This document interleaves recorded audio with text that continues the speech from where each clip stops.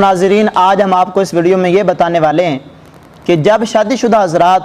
اپنی بیوی کے ساتھ مجامت کرنے کے لیے جائیں، اس سے جماع کرنے کے لیے جائیں، ہم بستری کرنے کے لیے جائیں، تو ہم بستری کرنے سے پہلے کیا کرنا ہے، اس کے متعلق آپ حدیث مبارکہ سنیں۔ حضرت ابن عباس اس حدیث کو نبی پاک صلی اللہ علیہ وسلم تک پہنچاتے ہیں، فرماتے ہیں کہ نبی پاک صلی اللہ علیہ وسلم نے فرمایا لو ان احدکم اتا اہلہ، جب تم میں سے کوئی بندہ اپنی بیوی کے پاس آئے، یعنی اس سے ہم بستری کرنے کے لیے اس نیت سے آئے، تو حضور نے فرمایا وہ کہہ لے بسم اللہ، اور اس کے بعد کہے اللہم جنبنا الشیطان وجنب الشیطان ما رزقتنا، یا اللہ مجھے ہمیں شیطان کے شر سے محفوظ رکھ، اور جو تو ہمیں اس سے رزق دے گا، یعنی جو تو ہمیں اس سے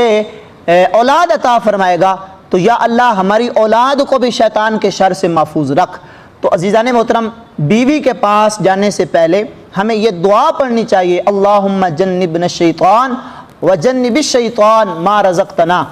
تو سامعین و ناظرین، بیوی کے پاس جانے سے پہلے اس دعا کے پڑھنے کے آپ کو بھی فوائد حاصل ہوں گے، اور اس دعا کے پڑھنے سے آپ کی جو اولاد پیدا ہوگی اس کو بھی اللہ تعالیٰ شیطان کے شر سے محفوظ رکھے گا، اور اس کو بھی اس دعا کا فائدہ ہوگا۔